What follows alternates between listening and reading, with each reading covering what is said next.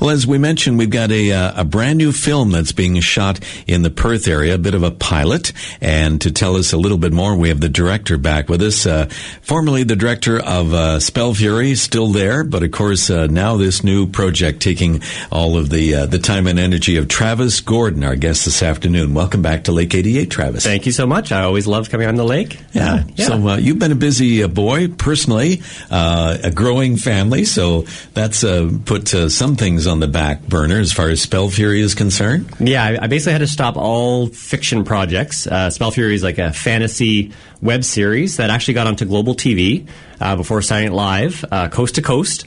But then I had twins, and that pretty much shut down production. I had to start becoming, doing industrial videos, real estate videos, and started, paying the bills. Yeah. Family comes first. Family comes first, yeah. So, Travis, now tell us a little bit about a bit of a pilot film that's being shot in the Perth area. You're working with Perth Mayor John Fenik, who is now retired from many years at the school board, but now writing all kinds of different things, including this film pilot. Tell us a little bit about what's been happening. Fenik and I have had a long relationship. When I went to Hollywood with Spell Fury, we got into a festival. I was strapped for cash, approached the town and said, hey, can you guys chip in a few bucks to help me with my ticket to get down there? A Perth guy going to Hollywood. And he managed to get about $100 or something from the town, and he sort of felt bad because he thought he could get more. So he gave me $300 out of his own pocket. So I had about $400 to go to Hollywood. So I always, what a great guy, helped me out going there. He didn't have to do that at all. Then we had, years later, we had a big screening at the Best Western, and he came out, brought the town crier, and really supported me, and I just remember that too. And I talked about my dreams of having a studio here in Perth, hiring Perth people, and we would fly in stars from Hollywood, put them up at the hotel, and do it here. Because I learned that through my YouTube channel, which I started around 2006, I was starting to make money off of it. And I could distribute it to the entire world from from my house here in Perth. I'm like, I don't have to go to Toronto. And all the gear started getting cheaper and cheaper and cheaper. And then Fenik approached me about 6 months ago saying, hey, I wrote 2 shorts and a feature. The feature I need millions for, but let's just make a really good short, and I can prove to investors or that we can make something great here in Perth. And I'm like, I'm on board. The twins are at around 3. They'll be going to school next year, and my oldest is already in school. So my time's starting to free up a little bit, and I want to get back into doing fiction. I love it. Now, let's talk a little bit about the film. It's already been cast. In fact, you've done some filming already. Whereabouts, if you can release whereabouts you're filming, that would be kind of fun. And who's in it? Sure. So with shooting and locations, our goal was to everything shot in Perth or in the area. That was one of our main things. We were shooting out in Glen Tay this last weekend, and it was a night shoot. It was a night shoot, and it's funny when you're writing something and you write, at night. Then you're actually shooting it, and then you're in the middle of the night. You're going, "Oh my gosh, why didn't I make this during the day?" Like everyone's up, till 4:00 in the morning. It's getting cold out there, but it was so much fun. It's probably the best time of my life right now. I'm getting paid to shoot fiction, and as far as the cast goes and the crew is probably around 80% Perth people. So we've got Greg Farrow, who worked in the movie industry in Toronto for 40 years with Elizabeth Taylor, Leslie Nielsen, William Shatner. He was a cameraman for Ron Howard on Cinderella Man. The guy is super talented, and he's my director of photography. So basically, he's in charge of the lighting of the shot. And the reason that he's in this is because he actually came to this area to actually become a farmer. After he retired. He retired, and he just runs a farm. He's about 5 minutes out of town, and he just, he's just retired. And he came out to that big Spell Fury fundraiser that we had and brought me his resume. I grabbed the resume, and it was 10 pages long. And I'm like, I know that film. I know that. I go, we have to work together. And he's like, yeah. So now when this thing came up, and now again, Fenik's paying for this all out of his own pocket. He believes in doing something here in Perth. He believes, he's paying us very well. It's probably the budget's around $15,000 to $20,000 out of his own pocket because he believes in. Well, he's a big fan of Spell Fury, of course, and he knew I could do it if I had the money. And as far as actors, I would say it's about 50% Perth actors in this thing. So we had Perth auditions, and then we went to Ottawa and had auditions as well. And we have the lead is Julie O'Halloran, who is actually the star in Spell Fury. Came in and blew away Fenik and Greg Farrow, who's the DOP. So she ended up winning the part, and she's she lives in Perth. And she's part of my team too, so that was awesome. Yeah, good. And then we've got Gary Welsh, who is cast as part of the comedy duo. Now the storyline is just two bumbling brothers started a detective agency in their mom's basement.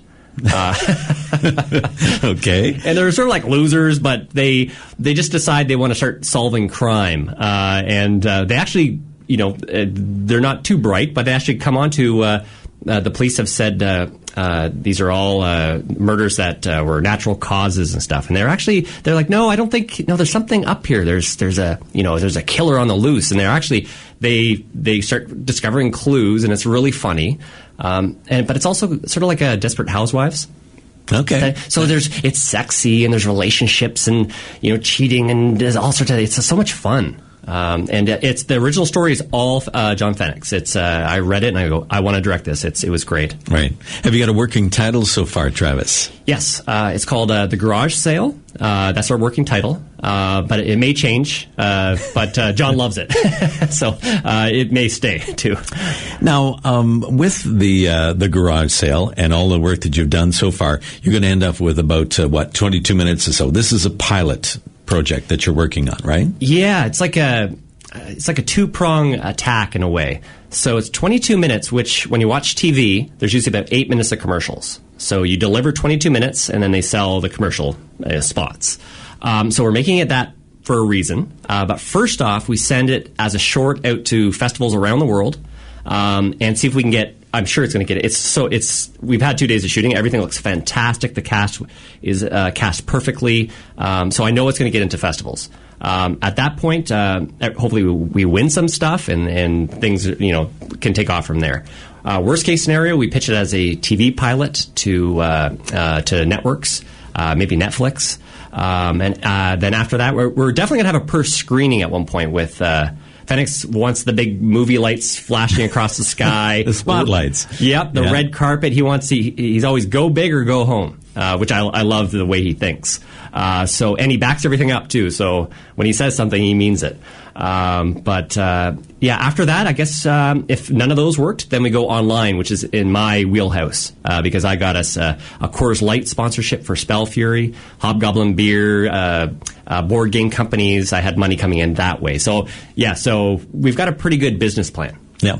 When, you've got the internet with as many different, sites as it has, and the television universe with 400 plus channels, sometimes it's almost getting a little bit easier to be able to maybe place these, as you did with Spell Fury, on some networks or on some location somewhere that gets out there. It's not just controlled by the big 3 or 4 U.S. networks anymore. Right. Yeah. So if the festivals don't take us, and I think they will, but or if TV doesn't take us, and I think they will, we can go online and you can distribute it by yourself from Perth to the world. You just have to know what you're doing or hire someone who knows what they're doing, and you can get it out to everyone you want to. And if it's really good, the world will watch it. Yeah. And then you get your dream is, perhaps putting a, Hollywood Lanark County together or whatever you're going to call something like that. It's a tough business though, isn't it, eh? Making money in any kind of, it's the same as music. It's the same, writing, etc. It can be a tough slug, and a lot of times it's up to yourself to move anything forward. Right, yeah. As an individual who wants to do, music, or I know with my stuff with video, I teach at Algonquin College next semester. I've been doing it for a few years. But I always tell them it's like, at first you sort of, you pay to go to school. Then once you're done school, you volunteer your time. Then you start doing videos, like industrial videos, where you're paid to continue to learn, but you're helping at a company. And then ultimately, you get paid to do what you love doing, which in my case is fiction. So right now, I'm at that cusp where I'm getting paid to do what I love, and I couldn't be happier. Yeah, and if you could make that into a full-time situation with more projects coming in, then all the better. Well, and Fenik has plans. He wants to do more episodes by himself. He thinks he can raise money, and he's so much positive energy, and he can make great deals, and he's made things really easy for me to do this project as a producer. And on set, his energy is very positive, and I'm pretty positive too. I like to keep things fun. So between the two of us, there's a real great positive vibe on set. And then we've got Greg, this guy with 40 years of experience, just making everything look beautiful. And it's just been a dream, the entire thing. We're so happy. Well, I know a lot of people were going to be very happy when you announce a screening date. Nothing like the big premiere to bring in everybody to enjoy it. Best of luck. You continue on now. When do you think you'll be finished filming? We shoot this weekend. Actually, and that's something I should mention. We're shooting a 2-day garage sale. We're trying to do it in 1 day, but I have a feeling it's going to be 2 days. Now, we're looking for extras just to walk around the garage sale in the background. So if anyone's interested listening, they can phone 613-200-0342 or email Julie D. O'Halloran at gmail.com. If you want to be an extra, we'd love to have you. But I think we need you for the 2 days if we do the 2-day thing.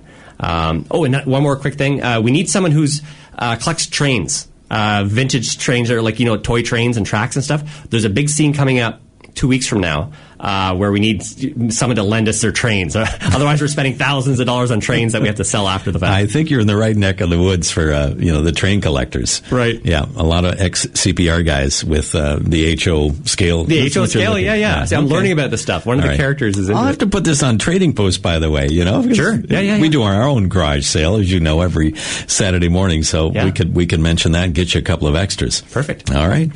Travis Gordon, thank you so much. We really appreciate hearing. You're going to have to come back and give us a bit of an update when it's all finished and edited and ready to go for a bit of a screening. So I'd love to come back. Yeah. All right. Well, we'll hear from you then. Thanks so much, and say hello to John Fenik, our Cecil B. DeMille of the Perth area. So great on you guys. I hope it goes well. Great. Thank you so much. All right. Thank you. Travis Gordon on Lake 88. Time now is 15 minutes before 6.